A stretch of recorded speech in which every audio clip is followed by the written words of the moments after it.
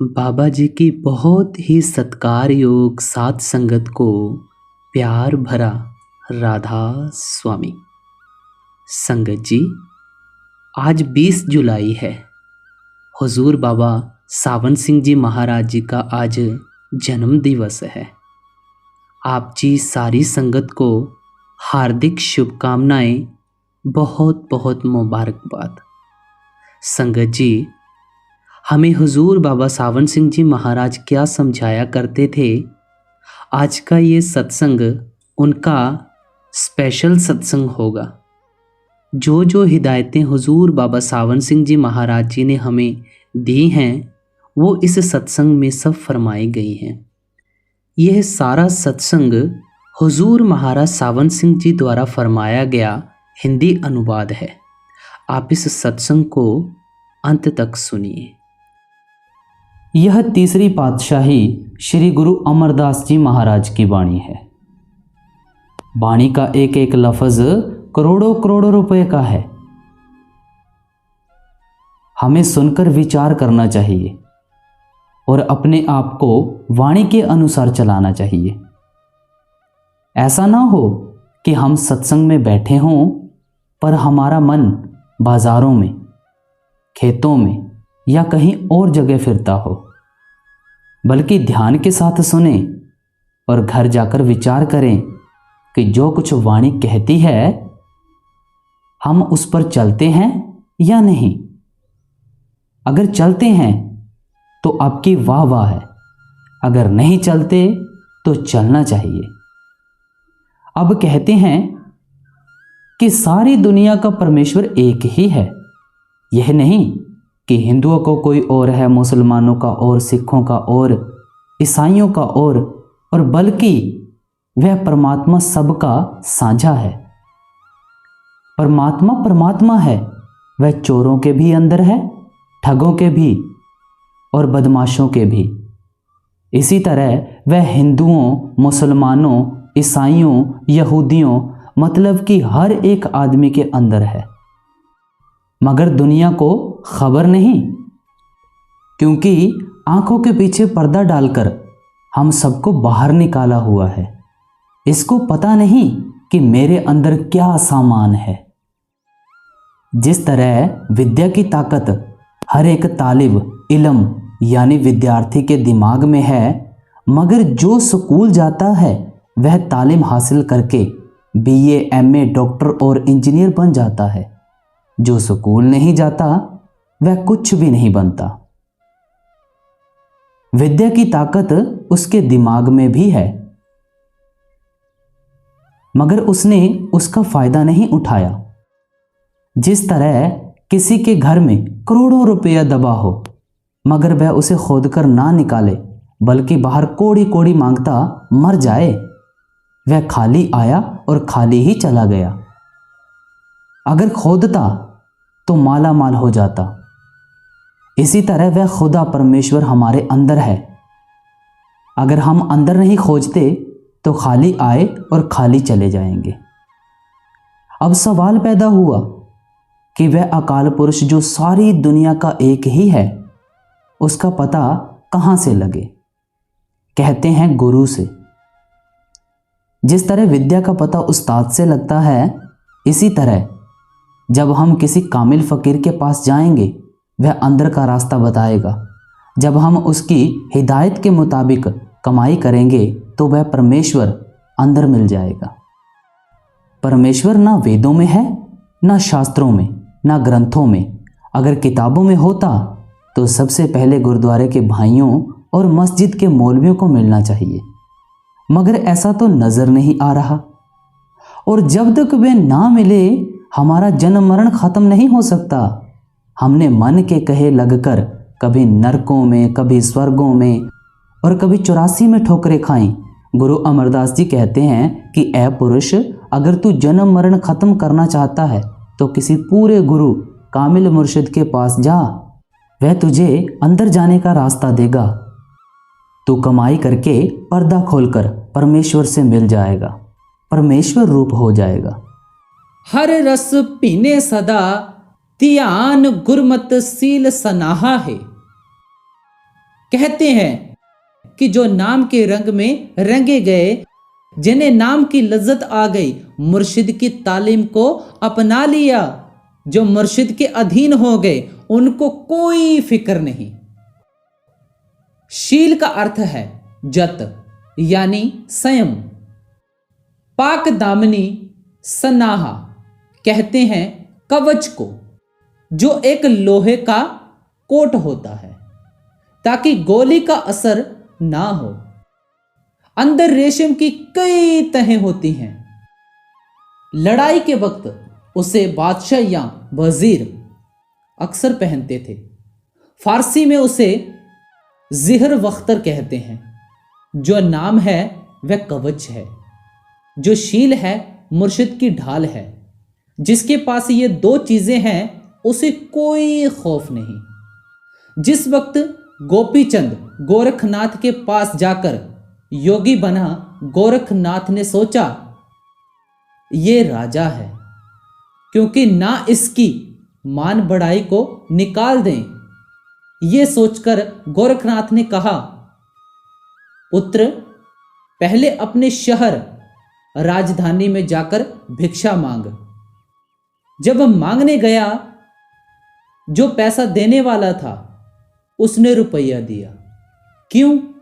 क्योंकि यह हमारे शहर का राजा है। जब अपने घर आया तो रानियों ने सोचा कि राजा तो योगी हो गया, हमें हार श्रृंगार क्या करना है।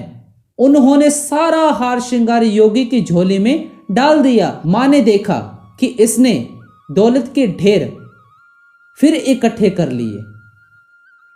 इन्हें ही तो छोड़कर गया था, ये फिर फंस जाएगा।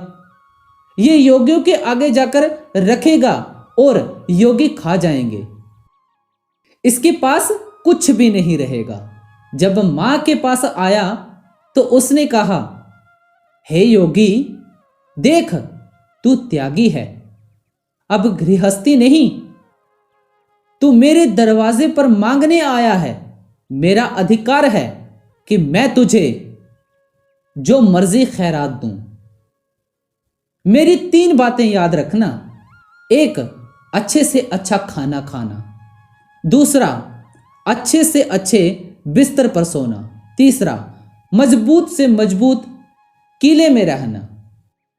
कहता है, अगर कोई और होता तो मैं उसे बताता तू मेरी मां है। तेरे कहने से ही मैं योगी बना हूं।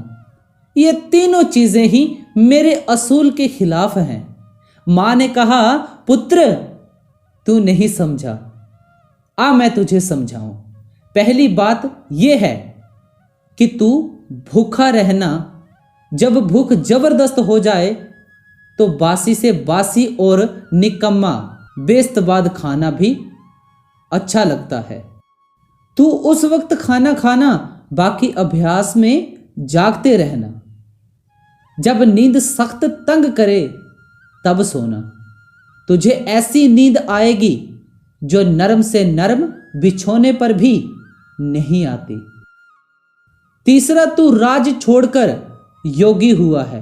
तेरे पास जवान स्त्रियां भी आएंगी, छोटी भी आएंगी और बच्चियां भी आएंगी।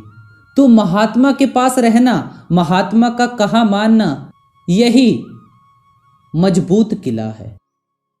इसलिए शब्द की कमाई ही महात्मा के पास कवच है। जो नाम के रंग में रंगे गए, जिन्होंने गुरु की मति ले ली, वे दुनिया से बेखौफ जिंदगी बसर कर गए। अंदर रंग सदा सचियारा, गुर के शब्द हर नाम प्यारा। कहते हैं, जिन्होंने अंदर पर्दा खोल लिया वे ही दुनिया में दाना है, समझदार हैं। बाकी सारे बेवकूफ हैं। अब सवाल पैदा होता है कि वह सच्चा रंग कौन सा है। कहते हैं, शब्द का। गुरु ने शब्द दे दिया, हमने शब्द की कमाई की, वह प्यारे से प्यारा नाम अंदर प्रकट हो गया। अब कहते हैं कि हर एक आदमी के अंदर 5 शब्द बज रहे हैं, जो मालिक से मिलने की राह है। वह एक ही है, वह सबके अंदर है और वह परमात्मा की बनाई हुई है। किसी वली, अवतार, पैगंबर या महात्मा ने उसे नहीं बनाया। हम ना उसे घटा सकते हैं, ना बढ़ा सकते हैं और ना ही बदल सकते हैं। फिर यह सनातन अनादि से सनातन है। इसीलिए संत कहते हैं कि लोग सनातन को नहीं समझते। अगर विचार करें तो नींव तक सनातन चला जाता है, विचार ना करें तो उनकी मर्जी। अंदर जो शब्द है, वेद उसे नाद कहते हैं, ऋषि मुनि उसे आकाशवाणी कहते हैं और मुसलमान बागे आसमानी, कलामे इलाही और निदाए आसमानी भी कहते हैं। सतलोक तक हर एक मंजिल पर यह एक शब्द है। किसी मुकाम पर चेतन माया मिल गई, इससे नीचे ब्रह्मा और माया है, वहां शब्द का रंग और है। नीचे आकर माया प्रबल है और शब्द गुप्त है। शब्द तो एक ही है, मगर जैसा जैसा देश है वैसी वैसी उसकी कैफियत यानी हालत है। जो वर्णात्मक है वह यहां दोनों आंखों तक खत्म हो जाता है। आगे तुरीय पद में सूक्ष्म शब्द है, ब्रह्मा में कारण शब्द है, इससे आगे पार ब्रह्मा का शब्द है। जब ये तीनों देश शब्द के जरिए पार हो जाते हैं तब आगे सोह का देश आ जाता है। सोह का अर्थ है जो तू है सो मैं हूं। वहां रूह रूपी बूंद मालिक रूपी समुद्र को देखकर कहती है कि मैं उसकी जात हूं। वह समुद्र है, मैं बूंद हूं। वह परमात्मा है, मैं उसकी अंश हूं। जो पार ब्रह्मा में गए हैं वे भी कहते हैं कि हम उसके अंश हैं, और जो सचखंड गए हैं वे भी कहते हैं कि हम उसके अंश हैं। अब ब्रह्मा है, दूसरा दर्जा और सचखंड है, पांचवां दर्जा। जो ब्रह्मा पद में गए हैं वे भी सच कहते हैं, मगर उनकी अपनी अपनी रूहानी तरक्की में बहुत फर्क है। इस तरह जिसने प्राइमरी पास की वह भी कहता है कि इल्म ला इंतहा है, यानी इसका कोई अंत नहीं है। और जिसने एमए का इम्तिहान दिया वह भी कहता है कि इल्म ला इंतहा है, मगर उनमें लियाकत का फर्क है। नौ निध नाम वसिया, कट अंतर छोड़िया माया का लहा है। कहते हैं 9 निधियां 18 सिद्धियां, सारी खुशियां सारी शांति देने वाला नाम है। कहां है? घट में। घट कहां है? ये सिर की ओर इशारा करके उल्टा रखा हुआ घड़ा है। कहते हैं जब ये इस घट में अमृत को पिएगा तो माया का सारा जहर उतर जाएगा। अब सारी दुनिया में मुश्किल यह है कि हम पढ़ने पर जोर देते हैं, चढ़ने आत्मिक चढ़ाई पर नहीं। अब कहते हैं कि क्या किताबें पढ़ने से मुक्ति होती है? कभी भी नहीं। गुरु नानक साहिब कहते हैं, पढ़िए जेते बरस बरस, पढ़िए जेते मास, पढ़िए जेते आरजा, पढ़िए जेते सास। नानक लेखे एक गल होर, हाउ मैं चखना चाग। लेखे में एक ही बात है, बाकी सब यों ही है। फिर कहा है, नानक कागद लखमणा, पढ़ पढ़ कीचे पाऊ। लाखों मन कागज प्यार के साथ पढ़ लो। आगे कहते हैं, मसू तोट ना आवई लेखन, पौण चलाऊ। कहते हैं बेशुमार कागज लेकर हवा की तरह लिखते जाओ, भी तेरी कीमत ना पवे, हव केवड़ आखा नाऊ। फिर भी तेरा अंत नहीं पाया जाता। सारा दिन किताबें पढ़ते जाओ, कुछ भी नहीं बनता।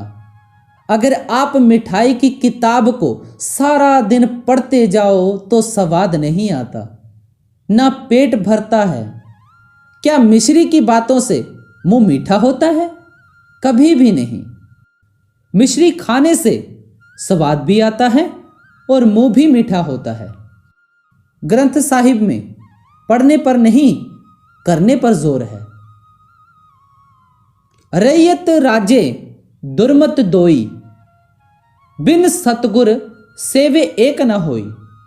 अब श्री गुरु अमरदास जी फरमाते हैं कि क्या राजा, क्या प्रजा, क्या अमीर, क्या गरीब, सभी बाहर दुर्मति यानी मनमत में बैठे हुए हैं।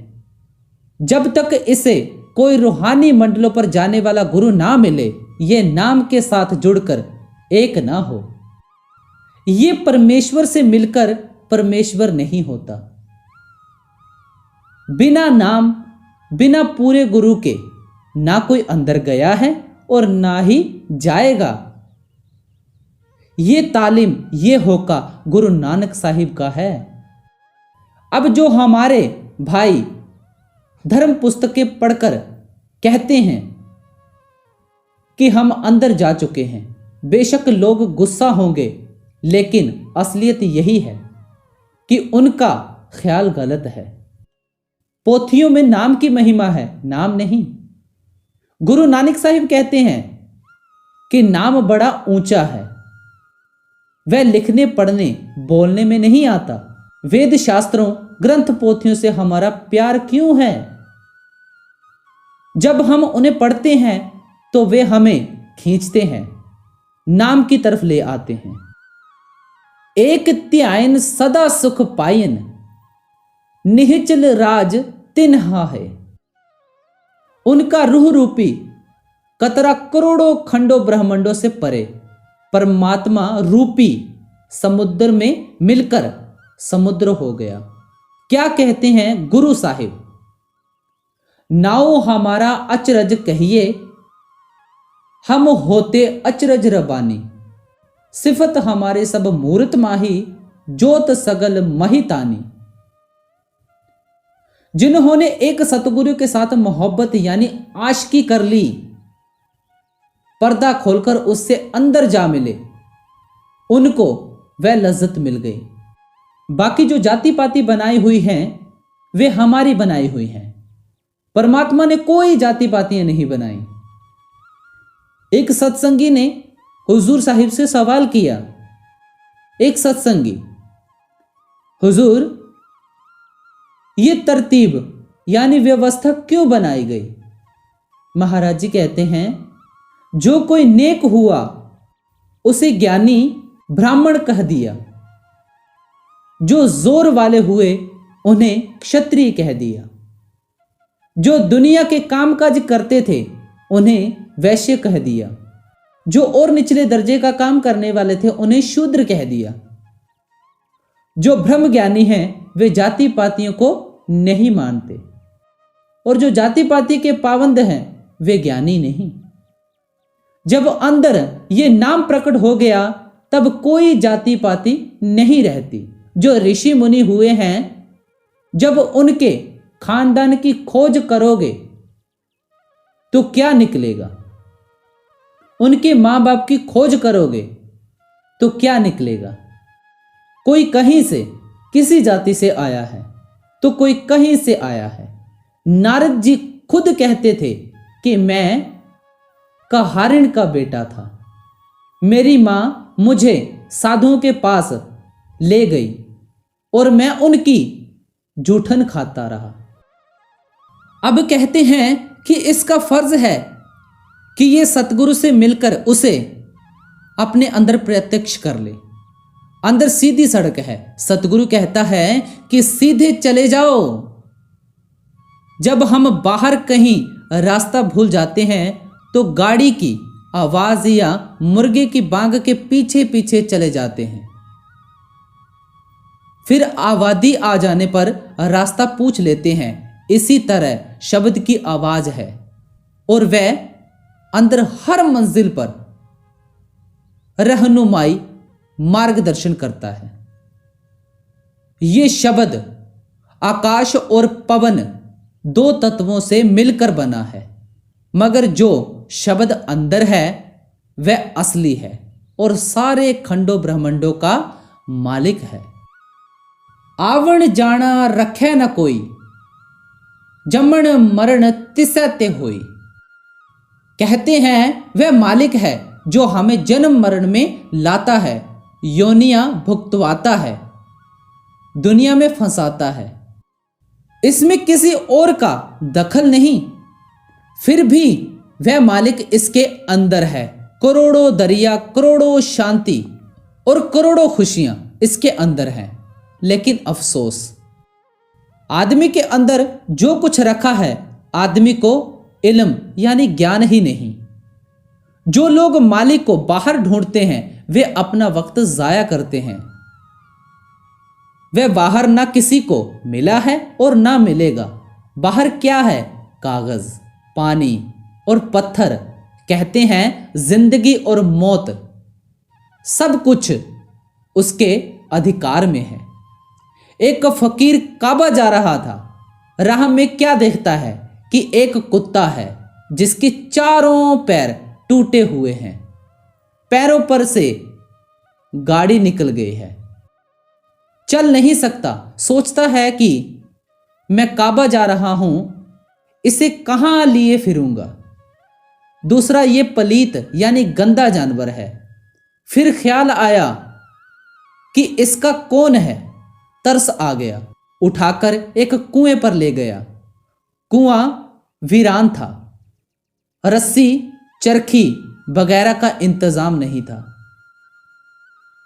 2-4 पत्ते इकट्ठे करके उनका दोना बनाया और पगड़ी से बांधकर कुएं में लटकाया। पानी नीचा था, पहुंच न सका। साथ ही कमीज को भी बांध लिया, फिर भी पानी की तह तक नहीं पहुंचा।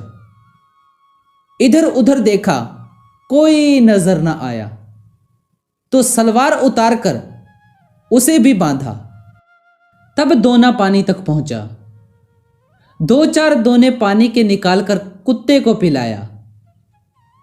तब उसे होश आया, उसे उठाकर चल पड़ा। रास्ते में एक मस्जिद थी। वहां के मुल्ला से कहा कि तुम इसका ख्याल रखना, मैं काबा जा रहा हूं, आकर ले लूंगा। जब रात को सोया तो बुशारत आकाशवाणी हुई कि तूने मेरे एक जीव की रक्षा की है, तेरा हज कबूल है। अब चाहे जा या ना जा। इसलिए अगर मजहबी फर्क, धार्मिक भेदभाव है तो समझ लो कि उस एक का रंग नहीं चढ़ा। परमात्मा ने जन्म मरण किसी वली, पैगंबर या अवतार के हाथ में नहीं दिया, बल्कि अपने हाथ में रखा हुआ है, ताकि किसी को शिकायत का मौका ना मिले। गुरमुख साचा सदा तियावहो, गति मुक्ति तिसै ते पाहा है। कहते हैं जो गुरमुखों, महात्माओं से राह लेकर रूहानी मंजिलों पर जाते हैं, जिन्होंने पर्दा खोला, अंदर नाम की लज्जत ली, मेहनत करके मालिक के साथ प्यार कर लिया, वे पार हो गए। अब ये मनुष्य जन्म में ही हो सकता है। अगर ग्रंथ साहिब को माने तो एक हो जाएं, अगर अलग अलग इष्ट बनाएं तो अलग अलग मजहब हो जाते हैं।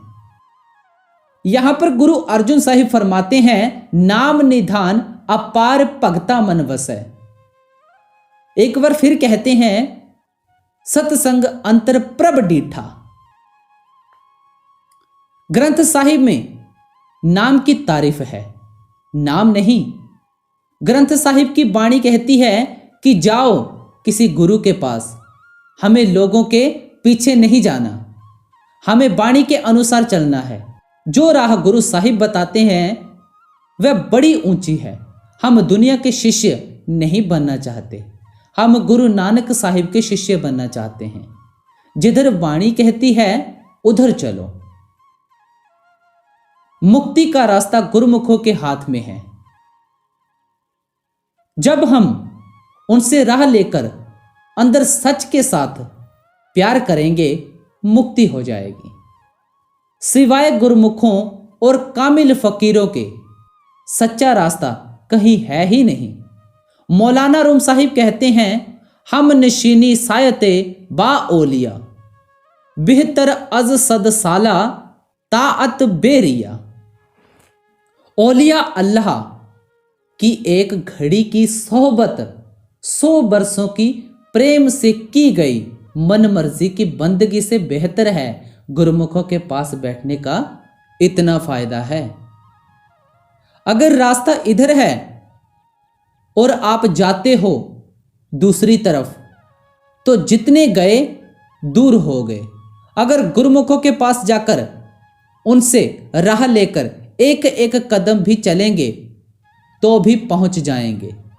वह आपको मालिक से मिला देगा। वह हमारे और मालिक के दरमियान विचोलिया है। क्या कहते हैं गुरु अर्जुन देव जी? तैड़ी बंदस में कोई न डीठा, तू नानक मन पाना। घोल घुमाई तिस मित्र, विचोले जय मिल कंत पछाना। हे परमेश्वर, तू मेरी आत्मा का पति है, तेरे बराबर कोई नहीं। लेकिन तू किसके जरिए मिलता है? सतगुरु रूपी विचोलिए के। सच संजम सतगुरु दुआरे, हाउ मैं क्रोध शब्द निवारे। कहते हैं कि अगर ये सच हासिल करना है तो गुरु या कामिल मुर्शिद के पास जाओ, जो वह हिदायत दे। इसके अनुसार मेहनत करके पर्दा खोलो, तब सच यानी शब्द मिलेगा। जब आप उस शब्द या आबे हयात को पियोगे तो आपके हवा से खमसा कर्मेंद्रियां और हवा से बातिनी ज्ञानेंद्रियां सब काबू में आ जाएंगी। करोड़ों किताबें करोड़ों ग्रंथ पढ़ लो, नफ्स यानी मन काबू में नहीं आता। अगर काबू में आता है तो नाम के द्वारा, कलाम इलाही के द्वारा। जिस दवा से मन काबू में आता है वह आपके अंदर है। जब रूह उस आबे हयात को पीती है, उस बागे इलाही को सुनती है, जन्मों जन्मों के पाप नाश हो जाते हैं। जितने भी बड़े बड़े पर्दे हैं सारे उतर जाते हैं। मौलाना रूम साहिब कहते हैं, गोशरा नजदीक कुन का दूर निस्त, लेकिन ई गुफनत बतू दस्तूर निस्त। गुफ्त पैगंबर किह आवाज़े खुदा, मी रसद दर गोशे मन हमचू सदा। तुर्क ओ कुर्द ओ पारसी गो अब अरब, फहम करदा आनिदा बेगोशो लब। क्या तुर्किस्तान वाले, क्या फारस वाले, क्या अरब वाले, जितने फकीर अंदर गए हैं उन्होंने उस बागे इलाही को सुना है, जिनकी रूह उस कलाम इलाही के साथ जुड़ गई। हम उन्हें मोमिन यानी आस्तिक कहेंगे जिनकी रूह कलाम इलाही के साथ नहीं जुड़ी। वे काफिर यानी नास्तिक हैं। जिस मुसलमान के पास कलमा नहीं उसे मुसलमान कैसे कहेंगे? वह कलमा नाम लिखने पढ़ने बोलने में नहीं आता। वह अलिखित कानून और अनबोली भाषा है। किताबों में उसकी महिमा है, वह खुद नहीं। वह नाम आपके अंदर है, जब आप अंदर जाओगे तब मिलेगा। अगर ग्रंथों पोथियों किताबों से मांगो कि लाओ नाम कहाँ है, तो वे कहती हैं जाओ अंदर, नाम लफ्ज़ नहीं। अगर लफ्ज़ हो तो गुरु के पास जाने की क्या जरूरत है? किताबें लफ्जों से भरी पड़ी हैं। सतगुरु सेब सदा सुख पाइए, सील संतोख सब ताहा है। कहते हैं कि अगर सतगुरु को अंदर प्रत्यक्ष कर लें तो सदा के लिए सुखी हो जाएं। फिर सतगुरु इसके साथ होकर कहता है कि चल अपने घर को। जिस वक्त यह तुरिया पद या सहस्दल कमल में पहुंचा, वहां अमृत पिया, मन इंद्रियां काम क्रोध सभी काबू में आ गए। फिर वे चोरी चोरी नहीं जाते, बल्कि कहकर जाते हैं। कबीर साहिब ने कहा है, पांचों लरिके मार के रह राम लियो लाए। इस तुक पर मैं कई साल अटका रहा हूं कि लड़कों को मारकर लिव राम के साथ कैसे लगती है। बहुत लोगों से पूछा, किसी ने नहीं बताया। जब कमाई की पता लग गया। पहले काम निकलता है कि मैं जाता हूं, फिर क्रोध निकलता है कि मैं जाता हूं। इसी तरह सभी निकल जाते हैं। कबीर साहिब कहते हैं, जब पांचों यानी काम क्रोध लोभ मोह अहंकार को मार दोगे, तब तुम्हारी लिव राम के साथ लगेगी। कई सत्संगी जो कमाई करते हैं कहते हैं कि जी आज 2 निकल गए, जी आज 1 निकल गया है। मैं कहता हूं धीरे धीरे 5 निकल जाएंगे। सारी दुनिया मन के अधीन है। जर्मनी और इंग्लैंड का झगड़ा किसने पैदा किया? मन ने। जिसके अंदर काम क्रोध आदि 5 डाकू भी शामिल हैं, फिर वे कोई कम ताकत वाले तो नहीं हैं। जो उनके शिष्य हैं उनके लिए तो वे ताकतवर हैं। जो नाम की कमाई करने वाले हैं उनके सामने तो बिल्ली बनकर निकल जाते हैं।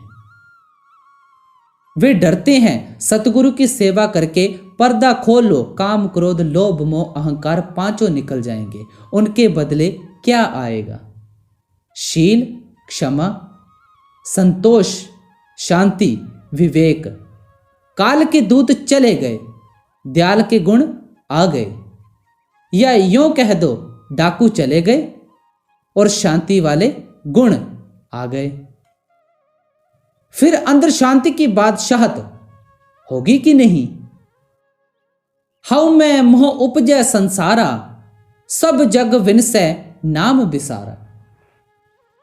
कहते हैं ये ताकत हर एक इंसान के अंदर है, लेकिन अफसोस दुनिया को नाम की खबर ही नहीं।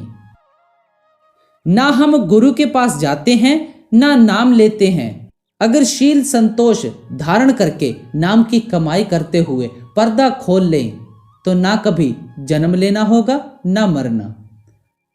मगर हम सतगुरु के पास जाते नहीं, जन्म मरण खत्म होता नहीं। नाम से बेखबर यानी नाम को छोड़कर ये जन्मों जन्मों से दुख पा रहा है। अगर आप प्रेम से लोगों की बातें सुनो तो मालूम होगा कि कोई सुखी नहीं। मेरा तजर्बा है, मेरे पास बहुत से लोग आकर बताते हैं, हाँ जो थोड़ी बहुत नाम की कमाई करता है वे चाहे सुखी हो, बाकी कोई नहीं। अब जिन्हें गुरु नहीं मिला, नाम नहीं मिला, सूरत शब्द के साथ नहीं जुड़ी, उन्हें तो इतना भी पता नहीं कि हम सूरत हैं या शरीर। वे अपने आप को शरीर समझे बैठे हैं। जब शरीर को कोई कष्ट होता है वे दुखी होते हैं, और जब मौत आती है वे इसको शरीर से जुदा कर देती है, फिर अति दुखी होती है। लेकिन जो सत्संगी हैं, अभ्यासी हैं, वे जानते हैं कि हम रूह हैं, शरीर नहीं। हमारा शरीर कपड़ा है। जब मौत आती है वे खुशी से शरीर त्याग देते हैं। अगर आप अपना कोट उतारकर फेंक दो तो आपको क्या दुख है? अगर बूट निकालकर फेंक दो आपको क्या दुख है? इसी तरह अगर आप इस शरीर को छोड़ दो तो आपको क्या दुख? क्या आप शरीर हैं? नहीं। जब मंसूर को सूली पर चढ़ाने लगे तो हुक्म दिया कि उसे पत्थर मारे जाएं। लोगों ने पत्थर मारे, चुपचाप खड़ा रहा, उफ तक नहीं की। अब शेख शिबली भी वहां खड़ा था। कहता है, अगर मैं पत्थर मारता हूं यह फकीर तो है सच्चा, इसे पत्थर मारना धर्म नहीं। अगर शर्अ वालों की ओर ख्याल करता है तो पत्थर मारना पड़ेगा। आखिर एक फूल मारा। जब फूल लगा तो मंसूर कहता है हाय। शिबली ने पूछा तूने हाय क्यों की? मंसूर ने कहा कि तू मेरे राज से वाकिफ था। तेरे फूल की चोट लोगों के पत्थर से बढ़कर है। आखिर जब सूली पर चढ़ाने लगे तो पहले हाथ काट लिए। कहता है मुझे इन हाथों की फिक्र नहीं, मेरे पास वे हाथ हैं कि एक यहाँ और एक आकाश की चोटी पर। फिर पैर काट लिए गए। कहता है मेरे पास वे पैर हैं जो एक यहाँ और एक रब की दरगाह में। फिर आंखें निकाल ली। कहता है ये आंखें फना यानी नाशवान हैं, मेरे पास वे आंखें हैं जो बका यानी अविनाशी को देखती हैं। अब जब जबान काटने लगे तो कहता है ठहर जाओ। फिर कहता है ऐ मालिक, जिस तरह कुम्हार मिट्टी के बर्तन को बाहर से टकोरता है, उसके नीचे हाथ रखता है और बाहर से थापी मारता है, तेरी बदौलत मैं आज पास हो गया हूं। मुझे उम्मीद नहीं थी कि मैं इस इम्तिहान में पास हो जाऊंगा। शुक्र है, शुक्र है। आ जल्लाद, जबान भी काट ले। बिन सतगुरु सेवे ना पाइए, नाम सच्चा जग लाहा है। जिस तरह इल्म की ताकत हर एक आदमी के दिमाग में है, मगर जब तक कोई उस्ताद नहीं मिलता वह जाहिल आया और जाहिल ही चला गया, इसी तरह नाम सबके अंदर है, मगर जब तक मुर्शिद ना मिले, नाम का भेद ना मिले, अंदर पर्दा ना खुले, तब तक ये खाली आया और खाली ही चला गया। इसने इंसानी देह का कोई फायदा नहीं उठाया। हालांकि इंसानी देह ऊंची से ऊंची है। कई कौमों के पैगंबर कहते हैं कि खुदा ने इंसान को अपनी शक्ल पर बनाया है। हिंदू कहते हैं कि नर नारायणी देह है। इसी तरह अन्य धर्म भी यही कहते हैं। जितने वेद शास्त्र ग्रंथ पोथियां हैं सभी नाम की तारीफ करते हैं। चाहे आप उन्हें सारी उम्र पढ़ते रहो, कुछ भी नहीं मिलता। वे कहती हैं कि नाम तेरे अंदर है। यहां पर बुल्ले शाह जी कहते हैं इल्मो बस करियो यार, इक्को अल्फ तेरे दरकार, बहुता इल्म अजाजिल ने पढ़िया, झुग्गा जाहा ओसे दा सड़िया। सो जो खजाना है वह इसके अंदर है। अगर ये सारी उम्र पढ़ता रहे कि मेरे अंदर है, मेरे अंदर है, पर अंदर ना जाए तो बनता कुछ नहीं। आदमी का जन्म मरण नाम के जरिए खत्म होता है। मुक्ति यानी आत्मा का परमात्मा से विशाल नाम के जरिए होता है। अगर नाम नहीं मिला तो जैसे कुत्ते बिल्ले पेट भरकर चले गए वैसे ये चला गया, अपना कुछ ना बनाया। सच्चा अमर शब्द सुहाया, पंच शब्द मिल बाजा बाइया। अब राज का इशारा देते हुए बतौर सवाल कहते हैं कि खुदा का सच्चा हुक्म, सच्ची हिदायत, सच्चा कानून क्या है? सच्चा नाम वह कहाँ है? आदमी के अंदर। वह क्या चीज है? वे 5 कलमे हैं, 5 शब्द हैं, 5 बागें हैं। वह भाषा नहीं, ना तुर्की, ना अरबी, ना फारसी, ना अंग्रेजी। वे लिखने पढ़ने बोलने में आ नहीं सकते। वे आदमी के अंदर बज रहे हैं। वह प्यारी से प्यारी, मीठी से मीठी लज्जत है। उसका नमूना दुनिया में कहीं है नहीं, ये बयान में नहीं आ सकती। उसे इसमें आजम कहो या सच। वह स्त्री पुरुष चाहे कोई किसी देश का है, सबके अंदर है। फिर जो राह इसके अंदर है वह किसी आदमी की बनाई हुई नहीं, उसका कारीगर परमात्मा है। यह उसकी अपनी बनाई हुई, वह आज की नहीं बल्कि जब से दुनिया बनी है तब की है, यानी रोज़े अव्वल की है। हमारी ताकत नहीं कि हम उसको बढ़ा सकें या घटा सकें। आप आनंदो साहिब में रोज पढ़ते हो। बाजे पंच शब्द तित कर सभाग्य, कर सभाग्य शब्द बाजे कला जित कर तारिया। पंचदूत तुद वस कीते काल कंटक मारिया। तुर कर्म पाया तुद जिन कौ से नाम हर कै लागे। कहे नानक तह सुख होया तित कर अनहद वाजे। उधर कबीर साहिब कहते हैं, पंचे शब्द अनाहद वाजे संगे सारिंग पानी। कबीर दास तेरी आरती किनी निरंकार निर्वाणी। वेणी जी ग्रंथ साहिब में लिखते हैं, पंच शब्द निर्मायल वाजे टुलके चंवर शंख घन गाजे। मनुष्य के अंदर वह गुरबाणी, वे प्यारी से प्यारी 5 धुनें हो रही हैं। अब मुसलमानों की तरफ आओ। मौलाना रूम कहते हैं, ओलिया रा दर दरूं हम नगमा हस्त, आशका राजा हयाते बेवा हस्त। नशन बद आ नगमा रा गोशे हिस, कज सित महा गोशे हिस बशद नजस। ओलिया अल्लाह के अंदर वह नगमा यानी शब्द है जिसको सुनने से जन्मों जन्मों की सोई हुई रूह जाग उठती है। मगर हमारा क्या हाल है? अगर मस्जिद के सामने बाजा बज गया तो फसाद हो गया। हालांकि जैसे ये बाजे हैं वैसे ही वे अंदर के बाजे हैं। ग्रंथ साहिब में उन महात्माओं की वाणी दर्ज है जो 5 शब्द की राह बताते हैं। मौलाना रूम, शम्स तबरेज और अन्य कामिल फ़कीरों की राह 5 शब्द की है। जब तक हम लताइफे सिता 6 चक्रों में बैठे हैं, हमारे अलग अलग तरीके, अलग अलग मजहब और अलग अलग ख्याल है। जब आंखों के ऊपर चढ़ो तो एक ही है, वहां कोई भाषा नहीं।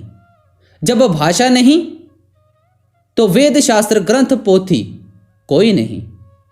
यही हजरत मोहम्मद साहिब मौलाना रूम की जबानी कहते हैं, गुफ्त पैगंबर की आवाज़े खुदा मी रसद दर गोशे मन हमचू सदा। कि मेरे कानों में हर वक्त कलमा यानी खुदा की आवाज आ रही है। लोगों ने कहा हमें क्यों नहीं सुनाई देती, तो कहते हैं मुहर बर गोशे शुमा बनी हाद हक ताब आवाज खुदा नारद सबक। कि खुदा ने तुम्हारे कानों पर मोहरे लगा रखी हैं। जाओ किसी मुर्शिद के पास, वह तुम्हारे कानों की मोहरे खोल देगा ताकि तुम्हें वह आवाज सुनाई दे। वे 5 इलाही नगमे इंसान के अंदर है। अगर परमेश्वर से मिलने का कोई सच्चा रास्ता है तो वह 5 शब्द का है। सदा कारज सच नाम सुहेला बिन शब्द कारज केहा है। जन्म मरण खत्म करने वाला, परमात्मा से मिलाने वाला शब्द है। कहते हैं जिसे शब्द नहीं मिला उसका परमात्मा के साथ विसाल कैसे। बिना मुर्शिद ना कोई अंदर गया ना जाएगा। यही मौलाना रूम कहते हैं, आ पातशाहे आ अजम दरवस्ता बूद मुहकम। परमात्मा ने हमारी आंखों के पीछे पर्दा लगाकर हमें बाहर निकाला हुआ है, फिर खोलता कब है। पोशीदा दल के आदम यानी किह बरदर आदम। जब वह मनुष्य का चोला पहनकर गुरु बनकर आता है फिर क्या उपदेश देता है। खामोश ओ पंच नौबत विष्णु जी आसमाने क आ आसमाने बेरूजा हफ्त ओ ईशश आमद। चुपचाप होकर अंदर तवज्जो दे। तेरे अंदर 5 शब्द हो रहे हैं, कब सुनाई देंगे? जब यहां दोनों आंखों तक 6 चक्रों से ऊपर चढ़ेगा। जब तक यहां तक नहीं चढ़ता तब तक लफ्ज ही लफ्ज हैं। सारी उम्र लफ्ज जप जप कर मर गया, लफ्ज नाम नहीं। यही मौलाना रूम कहते हैं, आमद निदाए बेंचू ने अज दरूं न वेरूं। वह प्रेम की तान, वह मीठी रागनी की आवाज आ रही है, पता नहीं कहां से आती है, आती जरूर है। न चपने रास्त ने पस ने अज बराबर आमद। न दाहिनी तरफ से न बाहीं तरफ से, न आगे से न पीछे से, फिर कहां से आती है? आगे कहते हैं, गोई किह आ चिह सुई अस्त आंसू किह जुस्तो जुई अस्त। गोई कुजा कुनम रो आंसू किह आ सर आमद। जिधर से हमें उस कुल मालिक की तलाश है, उस नाम की धुन के साथ रूह को जोड़ दो और उसके पीछे चढ़ चलो। फिर कहते हैं, दस्तूर निस्त जारा ता गोयद ई बयारा वरना जी कुफ्र रस्ती हर जाके हो काफिर आमद। वह ऐसी मीठी है, उसकी ऐसी ताकत है कि मुझे अंदर से परमात्मा की इजाजत नहीं कि मैं वे भेद खोलूं। अगर जरा भी उस भेद को जाहिर कर दूं तो सारी दुनिया मोमिन हो जाए, कोई भी काफिर न रहे। गुरु अर्जुन साहिब का कथन है, नाम के तारे सगले जंत, नाम के तारे खंड ब्रह्मंड, नाम के तारे पुरिया सब पवन। नाम सभी के अंदर है। कहते हैं जिनको वे नाम नहीं मिला उनका आना फजूल है। जैसे कुत्ते बिल्ले जन्म बर्बाद करके चले गए, वैसे ही वे चले गए। अगर शब्द की लज्जत नहीं आई तो मुक्ति कहाँ। गुरु अमरदास जी कहते हैं, बिन शब्दै अंतर अनेरा ना बसत लहै न चूकै फेरा। सतगुरु हथ कूंजी होरत दर खुल्लै नाही गुर पूरै भाग मिलावणिया। जब तक शब्द नहीं मिलता वह अंधा आया और अंधा ही चला गया। कुंजी सतगुरु के हाथ में है। जब तक गुरु कुंजी नहीं लगाता पर्दा नहीं खोलता।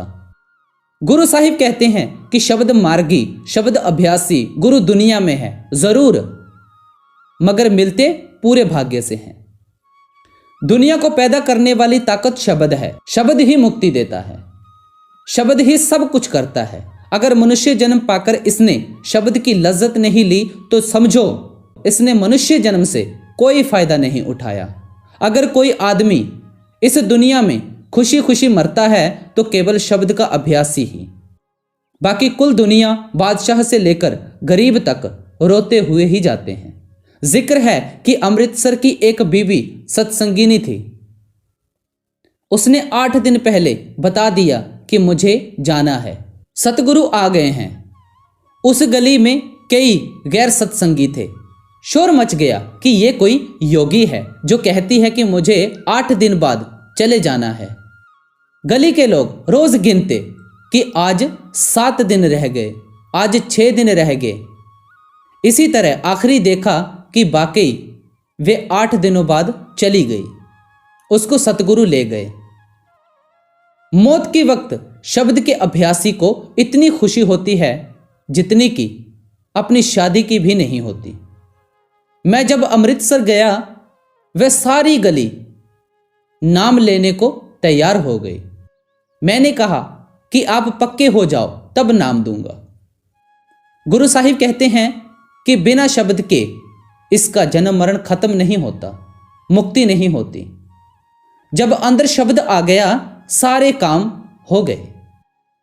एक सत्संगी महाराज जी से सवाल करता है, मस्ताना विलोचिस्तानी, सच्चे पातशाह जिसे शब्द की लज्जत आ जाए तो फिर वह गुरु पर क्या कुर्बान करे। महाराज जी, मन। एक बीबी, महाराज जी मैं सब कुछ बता बैठी हूं, मुझे बख्शो। महाराज जी, मैं क्या करूं, तेरा अपना कसूर है। अच्छा बैठ जा, आगे से मत बताना। कर्नल साहिब, ये बता देने से जाया हो जाने का क्या राज है। महाराज जी सुनो, जिस तरह मेस्मेरिज्म वशीकरण विद्या वाले अपना असर दूसरे पर डालते हैं, अब जो शागिर्द अपनी तरक्की के बारे में बताता है तो दूसरे जिन्होंने अभी ज्यादा तरक्की नहीं की कहते हैं, हाय ये यहां तक जाता है, मैं क्यों नहीं जाता। बस उसकी तरक्की बंद हो गई। जिस तरह आम ख्याल है चाहे हमारी भैंस मर जाए पर हमारे ताऊ का बछड़ा जरूर मर जाए। संत नामदेव जी कहते हैं, जिन हर पाइयो तिन ह छपाइयो। कबीर साहिब भी कहते हैं, राम पदार्थ पाए कै कबीरा गांठ न खोले। अब एक व्यक्ति पार ब्रह्मा में गया, उसकी कीमत कौन समझ सकेगा। अगर अनपढ़ों के बीच एक ज्ञानी आ जाए तो उसकी हस्ती को कौन समझेगा। जिस तरह जेवर हैं उसे संदूक में छिपाकर रखा जाता है, क्या नाम ही एक ऐसी चीज है जिसे बता दिया जाए। गंदे बर्तन में दूध रखो वह खराब हो जाता है, काम नहीं आता। कई पूछते हैं कि जी आप नाम क्यों नहीं बताते।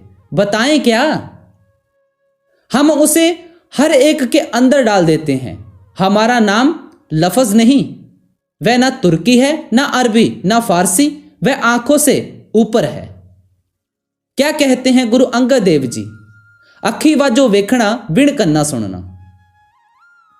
आप जीते जी मरो, आंखें बंद करो तो आपको हमारे नाम की खबर लग जाएगी। लोगों ने गुरु नानक साहिब के साथ क्या किया? हजरत मोहम्मद साहिब को मक्का से निकालकर मदीना भेज दिया। एक बार उन्हें एक गार गुफा में 3 दिन तक भूखे रहना पड़ा। हजरत ईसा को सूली पर चढ़ा दिया। मगर जो प्रेमी हैं वे कदर करते हैं। क्या कहते हैं एक महात्मा, सप्पा बाड़ समुद कर शेरा पए बुकन, जे जम होवे पाहरू प्रेमी ना रुकन। नाम ऐसी चीज है, खिन मह हसै खिन मह रोवै, दूजी दुर्मत कारज न होवे। कहते हैं बिना नाम की लज्जत लिए मुक्ति नहीं। बाकी जो दुनिया की लज्जतें हैं वे आने जाने वाली हैं। जब आ गई सुखी हो गया, जब चली गई दुखी हो गया। ना ये आंखों के पीछे अंदर गया, ना पर्दा खोला, बाहर ही बाहर रहा। जो दौलत परमात्मा ने इसके अंदर इसके लिए रखी थी उसे हाथ भी न लगाया। ना जन्म मरण खत्म हुआ, ना मुक्ति हुई।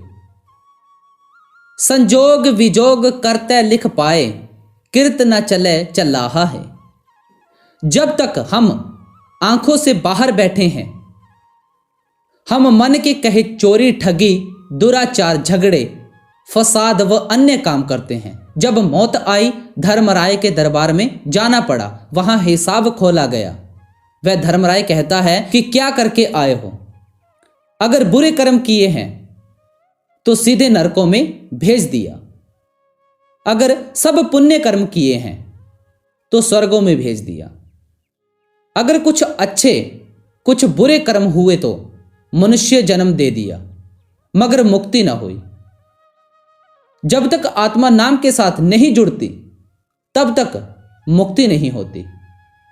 यह इंतजाम परमात्मा का बनाया हुआ है। हम इसे तोड़ नहीं सकते, बदल नहीं सकते। जो इंतजाम बनाया हुआ है हमें उसके जरिए जाना है और कोई राह है नहीं। जीवन मुक्ति गुर शब्द कमाए, हर सियो शब्द ही रह समाए। अब दुनिया मरने के बाद मुक्ति मानती है, संत इस मुक्ति को नहीं मानते। अगर आज मैं 2 पैसे नहीं देता और कहता हूं कि 2 साल बाद आपको 2000 रुपये दूंगा, क्या एतबार है? जो जीते जी अनपढ़ हैं वह मरकर भी अनपढ़ ही रहेगा। जो जीते जी पढ़ा लिखा है वह मरकर भी पढ़ा लिखा ही रहेगा। कहते हैं अगर जीते जी मुक्ति लेनी है तो गुरु के पास जाओ। गुरु क्या कहता है कि शब्द को पकड़ो। जब हम शब्द को पकड़ेंगे तो मुक्ति हो जाएगी। संत इस मुक्ति को सच्ची मुक्ति समझते हैं। जब हमने मेहनत करके पर्दा खोल लिया, परमात्मा के साथ लिव लग गई तो झगड़ा खत्म हो गया। फिर कौन आए और कौन जाए। गुर कृपा ते मिले वडियाई, हम में रोग न ताहा है। जीवन मुक्ति का रास्ता, जीवन मुक्त की पदवी गुरु की मदद से मिलती है। ये मेहनत करे, पर्दा खोले, अंदर गुरु हर मंजिल पर साथ होकर मदद करता है। वहां न शिष्य का शरीर शरीर है, न गुरु का शरीर शरीर है। शिष्य का असली रूप क्या है? रूह। और गुरु का स्वरूप क्या है? शब्द। गुरु कहता है कि तू मुझे गुरु मत कह, अपना दोस्त समझ ले, भाई समझ ले। जब तू अंदर जाएगा तब जो मर्जी हो कह लेना, चाहे गुरु कह लेना, चाहे कुछ और कह लेना। शब्द तो बड़ी चीज है। अगर शिष्य गुरु के नूरी स्वरूप को भी प्रकट कर ले, वह भी साथ रहता है। देह स्वरूप तो बाहर है ही। जिस तरह शुरू शुरू में ज्योमेट्री की हदों या सिद्धांतों को मानना पड़ता है, पर आगे जाकर तो उनका कोई अस्तित्व नहीं रहता, इसी तरह यहां गुरु का देह स्वरूप है। वहां जाकर तो फिर मुशाहिद यानी गवाह ही रह जाता है। जैसे कि एक बच्चा है, उसे मिश्री के जायके की खबर नहीं, इसलिए उसे मिश्री की कोई कदर नहीं। अगर उसके मुंह में मिश्री लगा दी जाए तो फिर वह उसे नहीं छोड़ता। मेरे पास कई ऐसी रूहें आई हैं जिन्हें नाम लेते ही एकाग्रता हो गई। पहाड़ का जिक्र है, नाम देने की देर थी कि कईयों की रूह अंदर के नज़ारे देखने लग गई। मगर ऐसी पवित्र आत्माएं कहीं कहीं ही हैं। उस दौलत को हासिल करना, रूहानी मंडलों पर चढ़ना गुरु की मदद के बगैर मुमकिन नहीं है सबके अंदर। रस कस खाए पिंड वधाए, भेख करे गुर शब्द न कमाए। कहते हैं ना मुर्शिद मिला, ना उसकी हिदायत मानी और ना राह मिली। सारी उम्र ऐशो इशरत, विषय विकार व अन्य दुनिया की लज्जतें लेता रहा, अपना कुछ ना बनाया, खाली आया और खाली चला गया। अगर किसी के घर के अंदर करोड़ों रुपया दबा पड़ा हो, वह उसे ना निकाले, बाहर कोड़ी कोड़ी मांगता हुआ मर जाए, वह खाली आया और खाली चला गया। कहते हैं ये कितने ही मजहब अपना ले, कितनी ही कौमों में जाए, काला पहने या सफेद, मतलब कि कितने ही भेष बना ले, बनता कुछ नहीं। बाहर से भेष बना ले मगर अंदर तो कुछ नहीं। अगर कोई मजिस्ट्रेट या थानेदार की वर्दी पहन ले तो उसे मजिस्ट्रेट या थानेदार के अधिकार तो नहीं मिल जाते।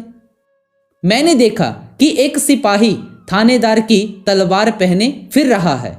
मैंने कहा कि तू क्यों पाखंड करता है। इसी तरह अगर अंदर नाम नहीं आया तो समझो कुछ भी नहीं बना।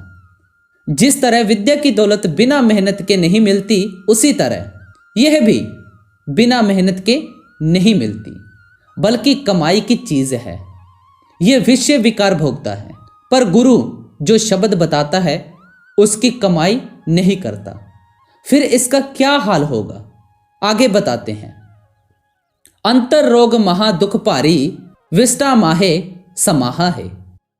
कि ये बीमार आया और बीमार चला गया। इसकी रूह पर्दों में ढकी हुई आई और ढकी हुई चली गई, खाली आई और खाली चली गई। अंदर जो नाम था उससे कोई फायदा ना उठाया, खोटे खोटे कर्म किए और गंदे गंदे जन्मों में चला गया, क्योंकि नाम नहीं मिला हुआ था। अब नाम ना अरबी है, ना फारसी, ना तुर्की, ना अंग्रेजी, ना किसी और भाषा में। वह पढ़ने में नहीं आता, मगर दुनिया लफ्जों को पढ़ पढ़ कर चली गई। वेद पढ़ बाद बखाण, घटमह ब्रह्म तिस शब्द न पछाण। अगर आदमी चारों वेद भी पढ़ ले, लेकिन अगर रूह नाम के साथ नहीं जुड़ती तो कुछ भी नहीं बनता। अगर पढ़ने से मुक्ति मिलती तो रावण को मिलनी चाहिए थी, जो चारों वेदों का पढ़ा हुआ ही नहीं बल्कि भाष्यकर्ता यानी टीकाकार पंडित भी था। वही रावण जिसका हम हर साल पुतला बनाकर जलाते हैं। सो पढ़ने से कुछ नहीं बनता। यही तुलसी साहिब कहते हैं, 4:18 पढ़े, छठ पढ़ी खोया मूल, सुरत शब्द चिन्हे बिना ज्यों पंछी चंडूल। अगर कोई 4 वेद भी पढ़ ले, 18 पुराण, 6 शास्त्र और 9 व्याकरण भी पढ़ ले, लेकिन अगर आत्मा नाम के साथ नहीं जुड़ी तो वह कैसा पंडित है। जैसे चंडूल। चंडूल एक चिड़िया होती है। वह जिस पक्षी की बोली सुनती है उसी की नकल कर लेती है। अगर कौवा बोले तो कौए की नकल कर लेती है, अगर कबूतर बोले तो कबूतर की नकल कर लेती है। इसी तरह अगर नाम नहीं मिला, वेद पढ़कर लोगों के साथ वाद विवाद करता रहा कि वेद पढ़े हैं, तो वह पंडित उस चंडूल पक्षी की तरह है। जिक्र है कि एक गांव में कुछ माल मवेशी आ रहे थे। एक राहगीर ने पूछा कि यह किसका माल है। वह कहता है, मेरे गांव का माल है। उसने कहा, तेरा क्या है? कहता है, एक मेरे ताऊ का बछड़ा है, बाकी के माल का मुझे पता नहीं और मेरा तो कुछ नहीं। इसी तरह ऐ पुरुष, अगर तूने अंदर पर्दा नहीं खोला तो तेरा क्या है? गुरमुख हो वह सो तत् विलोवै, रसना हर रस ताहा है। अब कहते हैं कि अगर ये नाम जप कर गुरमुख बन जाए तो इसे अंदर की लज्जत आ जाए, ये जीते जी मुक्ति हासिल कर ले। ये गुरमुख कब बनता है? जब ये 9 दरवाजे बंद करके तुरिया पद यानी सहस्दल कमल में पहुंचे, फिर सहस्दल कमल से ब्रह्मा में और ब्रह्मा से पार ब्रह्मा में पहुंचे। वहां अमृतसर है। उसमें नहाकर यह कहता है, मैं आत्मा हूं। तब इसे अपनी पहचान होती है। जब तक इसे अपनी पहचान नहीं, इसे परमात्मा की पहचान कैसे आ सकती है? इसलिए कहते हैं कि जब ये गुरमुख बनकर ऊपर चढ़ जाए तो इसका आना जाना सफल हो जाए। करवथ छोड़ह बाहर तावह, मनमुख अंधे साध न पावह। बहुत से लोग गृहस्थी छोड़कर साधु हो जाते हैं। कोई दुनिया की चाल ढाल देखकर दुनिया से अलग हो गया। किसी का मन विद्या पढ़कर उपराम हो गया। कोई महात्मा तो मिला नहीं, बना कुछ भी नहीं। एक औरत को छोड़ा, हजारों औरत का पकाया हुआ खाया। एक घर छोड़ा, हजारों घरों में फिरा। मैं साधुओं की निंदा नहीं करता। जो साधु भजन करता है और किसी के घर का खाता है, वह अपना भी कुछ बना लेता है और खिलाने वालों का भी कुछ बना जाता है। मगर इसमें घाटा तो यह है कि लोग ख्वाहिश रख कर देते हैं। मैंने यहां तक देखा है कि औरतें अपने बेटे बेटियों के सिर पर वार कर देती हैं। वे कहती हैं कि हमारी बला साधु ले जाए। कई दानी कहते हैं कि इसका फल आगे जाकर लेंगे, सो लेना देना वैसे का वैसा रहा। तुलसी साहिब जी कहते हैं कि जो किसी का खाकर भजन नहीं करता वह या तो ऊंट बनेगा या कुत्ता या सूअर। इसलिए गृहस्थ में रहकर भजन करो। चाहे गृहस्थ में रुकावटें हैं, भजन सिमरन थोड़ा होता है, मगर घर में अपनों के पास ही रहता है, बाहर तो नहीं जाता। मुझे त्याग का बड़ा चाव था, घर छोड़ने का बहुत विचार था। बाद में समझ आई कि मैं बड़ी गलती करने लगा था। अब कहते हैं कि घर बार छोड़ा, भभूत लगाई, पर क्या बना? कुछ नहीं। अगर मन कोई ख्वाहिश करे तो वह गृहस्थ में पूरी हो सकती है। मगर जो साधु हो चुका है, बाजार गया, मिठाई की दुकान लगी हुई है, मन कहता है मिठाई खानी है, तो किससे कहेगा? अब साधु को कौन खिलाए? वह कोई बहाना करेगा कि मुझे जूती चाहिए, कोई कपड़ा चाहिए या कोई किताब चाहिए। फिर जब कोई चीज मिल गई तो उसे बेचकर मिठाई खाएगा। इसलिए गुरु अमरदास जी कहते हैं कि गृहस्थ में रहना चाहिए और हक की कमाई करनी चाहिए। गृहस्थ साधु की सेवा करते हैं। जिस वक्त मेरे पास सेवा देने वाली स्त्रियां और पुरुष आते हैं तो उनमें ऐसे प्रेमी भी होते हैं जो बड़ी मुश्किल से रुपया कमा कर लाते हैं। उनकी कठिन कमाई को देखकर मेरी रूह कांप उठती है। अगर साधु उस रुपये को खाकर बर्बाद करे और भजन न करे तो किधर जाएंगे? अन्न रस राती रसना फीकी, बोले हर रस मोल न ताहा है। कहते हैं वह नाम या इसमें आजम इसके अंदर है, मगर यह ढूंढता बाहर है। यह बाहर जितनी बातें करता है फीकी है। अगर सारा दिन मिठाई मिठाई करे तो ना पेट भरता है ना स्वाद आता है। अगर बनाकर खा ले तो पेट भी भर जाएगा और स्वाद भी आ जाएगा। जो आबे हयात है, हरी रस है, वह आपके अंदर है, बाहर नहीं। मन मुख देही परम भतारो, दुर्मत मरै नित होए खुआरो। कहते हैं जिन्हें मनुष्य जन्म पाकर गुरु नहीं मिला, नाम नहीं मिला, उनका दीन ईमान क्या है? मन। मन के कहे खाया पिया, मन के कहे झूठ फरेब व अन्य बुरे काम किए, ऐसे मनमुख मन के कहे लगकर खोटी खोटी योनियों में जाते हैं, खोटे खोटे जन्म पाते हैं। उनको और कोई काम नहीं, पैदा हुए और मर गए, मर गए और पैदा हुए। 84 लाख योनियां बड़ा लंबा चक्र है। अगर एक एक योनि एक एक साल की भी गिनी जाए तो 84 लाख साल चाहिए। जिन योनियों में उम्र हजारों और लाखों साल की हो तो 84 लाख योनियां भोगने के लिए अरबों खरबों साल चाहिए। ये देखकर रूह कांप उठती है, मगर जो मनमुख है वे बराबर 84 के चक्कर में आते और जाते हैं। काम क्रोध मन दूजा लाइया, सुपने सुख न ताहा है।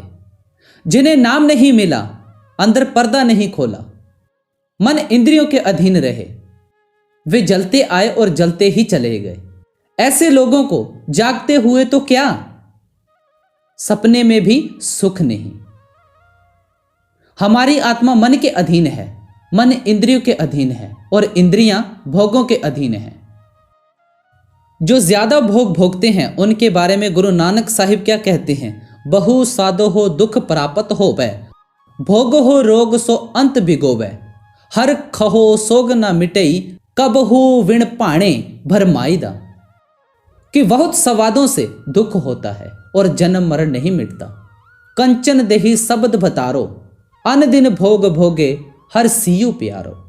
अब गुरु साहिब कहते हैं कि जिसका अंदर पर्दा खुल गया और आत्मा आसमानी मंजिलों पर जाकर मालिक से जुड़ गई, उसकी महिमा क्या करें। वह देह सोने से मिलकर सोना हो गई, वह खुद भी मुक्त हो गई और जितने यार दोस्त उसके पास आए वे भी मुक्त हो गए। जिस तरह जो मक्खी शहद के प्याले के किनारे पर आ बैठी, वह शहद भी खा गई और उड़ भी गई। इसके विपरीत जो शहद के प्याले के बीच में बैठ गई, उसके पंख लिबड़ गए, उसने शहद भी न खाया और मर भी गई। इसी तरह जो मनमुख हैं, जिनका दीन ईमान दुनिया है, वे दुनिया में भी दुखी रहे और अपना भी कुछ न बनाया। वे मनुष्य जन्म बर्बाद करके चले गए। इसके विपरीत जो गुरुमुख हैं, उन्होंने दुनिया में भी इज्जत पाली और अपना काम भी कर लिया। उनका जन्म मरण खत्म हो गया, वे मालिक के घर पहुंच गए। महला अंदर गैर महल पाए, पाणा बुझ समाहा है। कहते हैं कि इसके अंदर करोड़ों महल हैं, बेशुमार दरिया व पहाड़ हैं, बेशुमार चांद और सूरज हैं, खुदा है, आलम सगीर यानी पिंड आलम कबीर ब्रह्मांड का नमूना है। मौलाना रूम साहिब के पास कुछ असलियत से बेखबर मौलवी आए और वाद विवाद करने लगे। आपने कहा, चू शबी महरम कुशायम बातू लव ताविबनी आफ्ताबे नीम शब। अगर आप आधी रात को सूरज देखते हो तो मेरे साथ बात करो। जिन्होंने हैरान होकर पूछा, आधी रात को सूरज कौन देखता है? आपने फरमाया, जुज रवाने पाकुरा शर्क ने दर तलव शरोजो शबरा फर्क ने।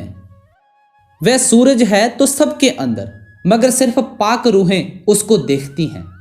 उसके अंदर चढ़ने पर दिन और रात में फर्क नहीं रहता। यही गुरु नानक साहिब ने आधी रात के वक्त अपने पुत्रों से कहा। सूरज चढ़ा हुआ है, पर उनकी समझ में ना आया। फिर गुरु साहिब ने अंगद साहिब से कहा, वे अंदर जाते थे। उन्होंने फौरन कहा, जी हाँ, चढ़ा हुआ है। गुरु साहिब ने उन्हें चादरें दी कि जा धोकर ले आ, और वे धोकर ले आए। फिर मौलवियों ने मौलाना रूम से पूछा कि अंदर सूरज ही चढ़ता है या कुछ और भी है? आपने फरमाया, अंदर आ बहीरों बिया वानो जीवाल मुनकत मी गर्दद ओ हामो ख्याल। अंदर बेशुमार दरिया पहाड़ जंगल हैं जिन्हें हमारा ख्याल समझ नहीं सकता। बल्कि उनका ख्याल करने से ही रूह कांप उठती है। उन्होंने फिर सवाल किया कि यह सामान किस तरह मिल सकता है। आप कहते हैं, नर्द वहां इस्त पिन्हा दर जहां, पाया पाया ता अनाने आसमां। अंदर हर एक आसमां पर सीढ़ी लगी हुई है, सीढ़ी दर सीढ़ी चढ़ते जाओ। जितने फकीर अंदर गए सभी एक ही तरीका बयान करते हैं, इसको चाहिए कि रब की रजा में राजी रहे, तब रब मिलेगा। लेकिन जब तक रब की दया ना हो, ये उसकी रजा में राजी नहीं रह सकता। आपे देवै देवनहारा तिस आगे नहीं किसे का चारा। कहते हैं कि जिसकी रजा है, जिसका पाना है, हम उसे क्या कह सकते हैं? कुछ नहीं। यही शेख सादी कहते हैं, चू रदत में नगर दद खंद के रजा, सिपर निस्त मर बंदारा जुज रजा। जब उसकी रजा, उसकी कजा का तीर टल नहीं सकता, तो फिर सिवाय मालिक की रजा की ढाल के कोई चारा नहीं। आपे बख्शे शब्द मिलाए तिस दा शब्द अथाहा है। फिर उसी मजमून को दोहराते हुए कहते हैं कि जब वह मालिक किसी इंसान को, किसी कौम को, किसी मजहब को बख्शना चाहता है, तो वह अपने किसी प्यारे को उस कौम में भेजकर उन्हें हिदायत देता है। जितने कामिल फकीर हुए हैं उन सब की हिदायत एक ही है। इसके विपरीत आजकल जितने फकीर हैं, सबके मजहब, सबकी कौमें अलग अलग हैं, हालांकि मौत के वक्त सब एक हो जाते हैं। खैर, जो कामिल फकीर हैं उनकी ये तालीम है कि किसी कामिल मुर्शिद से राह लेकर अपनी आत्मा को अंदर उस कलमे के साथ जोड़ दो। वे शरीयतों को स्पर्श नहीं करते, बल्कि कहते हैं कि अपनी अपनी कौम अपने अपने मजहब में रहते हुए पर्दा खोल लो। वह कुल मालिक है, वहदहु ला शरीक है, अथाह है। उसकी तालीम कुल आलम के लिए एक ही है। जब वह बख्शता है तो हम इंसानों के लिए कुछ ना कुछ इंतजाम कर देता है। जियो पिंड सब तिस केरा, सच्चा साहिब ठाकुर मेरा। नानक गुरबाणी हर पाइया, हर जप जाप समाहा है। अब सब कुछ कहकर प्रार्थना करते हैं कि ऐ मालिक, मेरा जीव पिंड प्राण सब तेरा है। तू हमारा शहंशाह है, ठाकुर है। हमारा तन मन धन सब तेरा है। हम तुझ में समा गए हैं। हमारा तू ही है, फिर तू मिलता कैसे है? गुरु और गुरबाणी के जरिए और कोई जरिया है नहीं। जो सच्ची दौलत है सारी दुनिया के लिए एक ही होती है। यही हजरत मोहम्मद साहिब हजरत अली को समझाते हैं कि तू मुर्शिद की शरण ले भाई, गुरु के सिवाय तेरा कोई नहीं। अब इस्लाम के बहुत से फिरके संप्रदाय ऐसे हैं जो कहते हैं कि मुर्शिद की ज़रूरत नहीं, लेकिन ये सच है कि बग़ैर मुर्शिद खुदा नहीं मिलता। क्या कहते हैं? गुफ्त पैगंबर अली राक ए अली, शेरे हकी पहलवाने पुरदिली।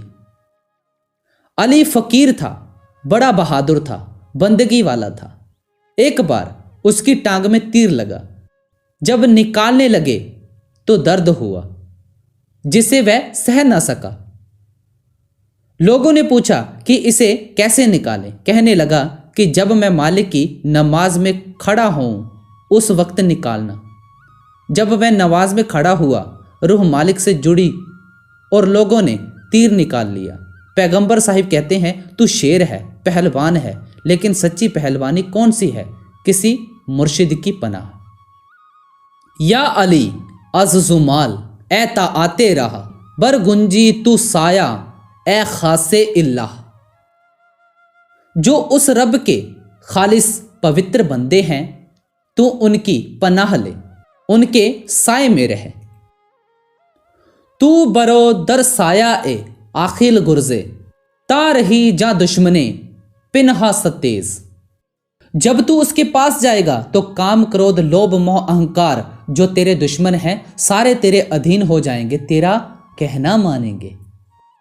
अज हमाता आत इनत लाइक अस्त, सबक याबी बरहर आंकु साबिक अस्त, चू गिरफ्ती पीर ही तस्लीम शो, हम चू मूसा जेरे हुक्म खिज्र रो।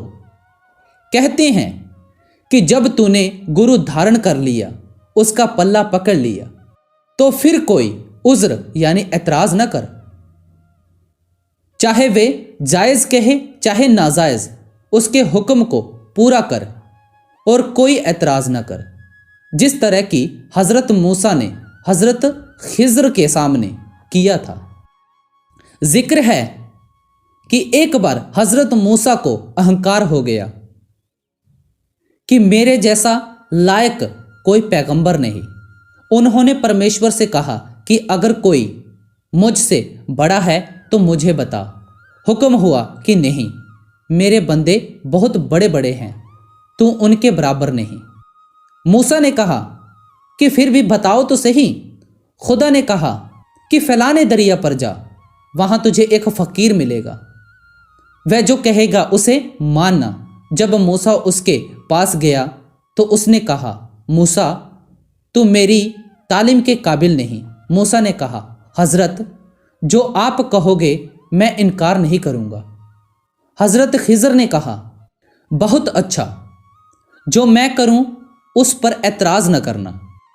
ये कहकर दरिया के किनारे किनारे, आगे आगे खिज्र, पीछे पीछे मूसा, एक जगह घाट पर कुछ किश्तियां खड़ी थीं। खिज्र ने पूछा कि ये किसकी किश्ती है? लोगों ने कहा कि ये फलाने अमीर की है। फिर पूछा कि ये किसकी है? लोगों ने कहा कि ये फलाने रईस की है। फिर पूछा कि ये किसकी है? जवाब मिला कि ये फलाने यतीम गरीब बच्चों की है। हजरत खिज्र ने लात मारकर उस किश्ती के 2 तख्ते तोड़ दिए। मूसा ने कहा, आप किसी अमीर की किश्ती तोड़ते, ये तो गरीब बच्चे थे, आपने बहुत बुरा किया। खिज्र ने कहा, तुझे जो कहा था कि ना बोलना। मूसा ने कहा, अच्छा भूल गया, माफ कर दो। आगे गए, एक गांव से बाहर कहीं एक दीवार गिरी हुई थी। खिज्र ने कहा, इस दीवार को बनाना है, मैं पानी ले आता हूं, तू गारा बना, या तू पानी ले आ, मैं गारा बनाता हूं। खैर, गारा तैयार हो गया। सारा दिन दीवार बनाते रहे। इधर शाम हुई और उधर दीवार तैयार हो गई। अब सूना घर, किसी ने पानी के लिए भी नहीं पूछा। भूखे प्यासे थककर सो गए। मूसा से रहा न गया, कहने लगा, आपका ये काम भी उल्टा है। अगर किसी गृहस्थ का घर बनाते तो वह हमसे पानी के लिए पूछता, रोटी के लिए पूछता, पर सूने घर में ना किसी ने रोटी को पूछा ना पानी को। भूखे प्यासे सो रहे हैं। खिज्र ने कहा, मैंने जो कहा था कि ऐतराज न करना, क्यों ना कहना? मूसा ने कहा, साहिब भूल गया, आगे से नहीं कहूंगा। आगे गए, वहां एक गांव में एक जगह कुछ लड़के खेल रहे थे। खिज्र ने पूछा कि ये किसका लड़का है? लोगों ने कहा कि जी ये फलाने शाहूकार का है। फिर पूछा कि ये किसका है? लोगों ने जवाब दिया कि ये फलाने गरीब का है। फिर पूछा कि ये किसका है? लोगों ने कहा कि ये फलाने सेठ का है। फिर पूछा कि ये किसका लड़का है? लोगों ने कहा कि ये एक फकीर का इकलौता लड़का है। खिज्र ने उस लड़के का कत्ल कर दिया। मूसा ने कहा, आपके सब काम ही उल्टे हैं। जिसके 3-4 बच्चे हों आप उसका बच्चा मार देते, इसका एक ही था, आपने उसे ही मार डाला। खिज्र ने कहा, तू मेरी तालीम के काबिल नहीं। मूसा ने कहा, हजरत मैं जाता तो हूं, मगर मुझे ये तो बताओ कि आपने ये क्यों किया? खिज्र ने कहा, सुन ले, किश्ती क्यों तोड़ी थी? एक बादशाह आ रहा है, उसके साथ उसकी फौज है, वह सब किश्तियां उस पार ले जाएगा। सिर्फ ये टूटी हुई किश्ती छोड़ देगा। उस किश्ती का मालिक किश्ती की मरम्मत करके उसे फिर बना लेगा और उसे पहले से ज्यादा नफा हो जाएगा। अगर एक ही किश्ती हो तो कितना फायदा हो सकता है। जो दीवार बनाई है उसके बीच में खजाना है जिसके मालिक यतीम बच्चे हैं। जब वे जवान होंगे उन्हें मिलेगा।